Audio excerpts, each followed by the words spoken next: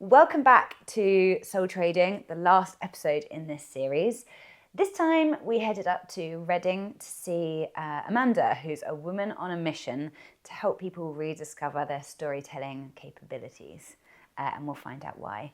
Hope you enjoy the episode, and thank you very much for all the love and support so far.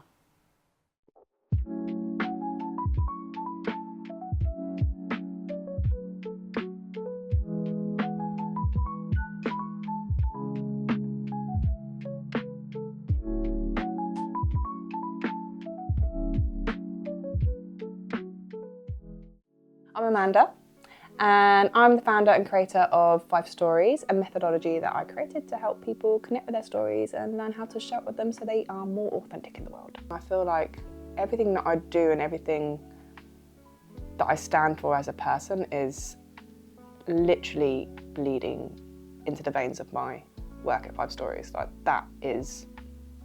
is just a part of me. My work is a part of me. My mission is a part of me. It's all to do with my identity and how I want to serve people in the world and how I want to spend my very small amount of time on this planet. I feel like, yeah, this is my calling, my assignment, whatever you want to call it. Some people call it purpose, I call it your assignment. So I've always been super creative.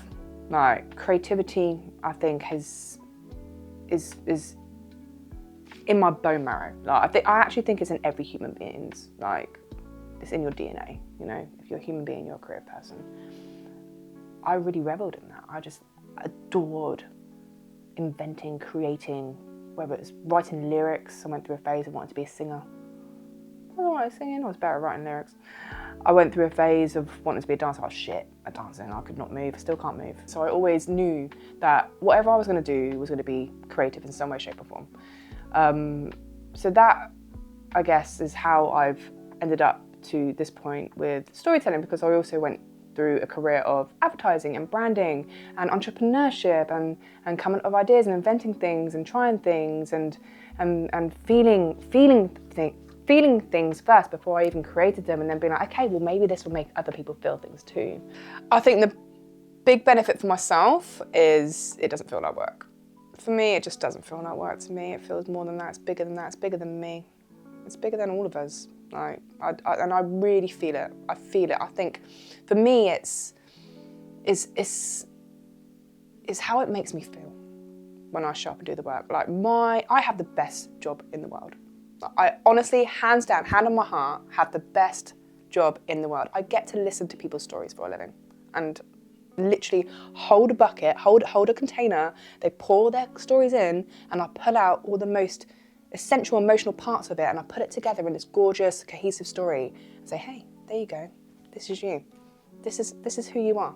I guess when things really don't go well and you put your absolute all, blood, sweat, tears, so all of that, and it doesn't go as well as you'd planned or you imagined, it can take a long time to recover from that. It can take a long time to get back up and try again.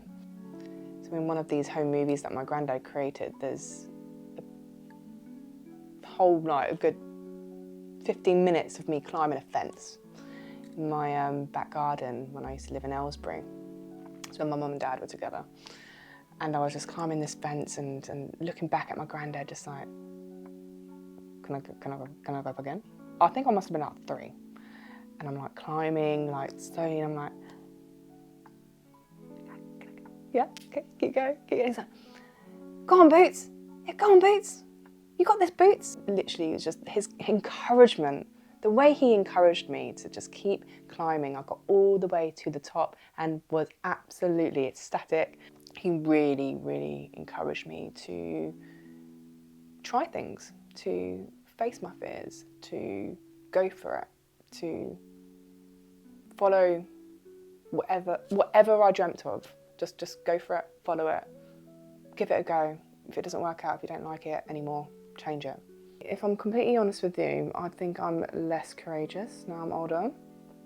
I think also now I'm a mother. I don't feel like I had anxiety before I became a mother, thinking about it. I don't feel like I had much anxiety because I was just like, oh, fuck it. Kind of fuck it way of living, you know. Yes, I'm less courageous, but I want to, you know, kind of tap back into my inner 3-year-old Amanda climbing that fence. You know, I want to tap back into the voice and the encouragement that I'd hear from my granddad. And a lot of people don't get that encouragement from their family, from their friends, from the people around them. And I actually am a big believer in surround yourself with the people who see you bigger than you see yourself. My granddad always saw me bigger than I saw myself. Always saw me bigger than I saw myself. And I want to make sure that I am that person for my daughter. Yeah. Gosh.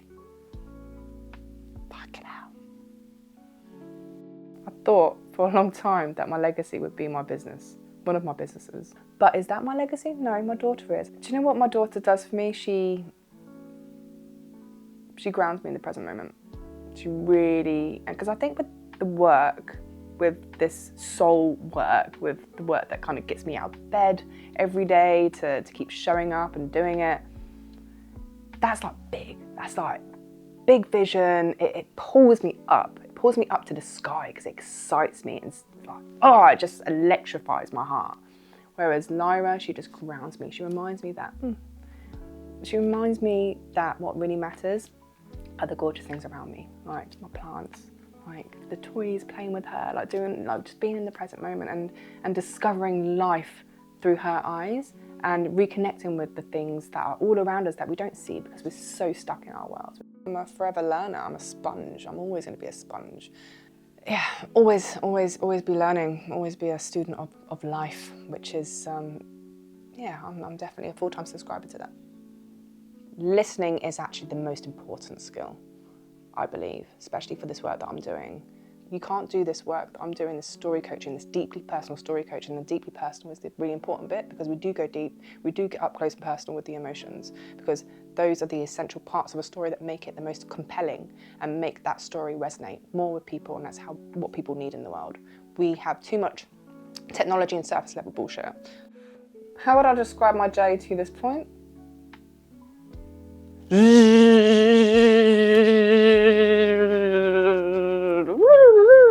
Like that. I think learning to be patient and really kind of getting comfortable with the fact that things are always going to take a lot longer than you imagine. I think that's a really great skill to develop. And it's still taken so long because I'm still not where I want to be. But that's okay. Because we're never going to be where we want to be. That's the truth. That's the fact. We're never, ever, ever, ever going to be where we want to be. We're entrepreneurs. We're people that create stuff. I think the legacy that we all leave behind is how do we touch people? How do we connect with people? How do we leave them small, little mark on their hearts? I think that's the work. I think that's the legacy that we all get to leave.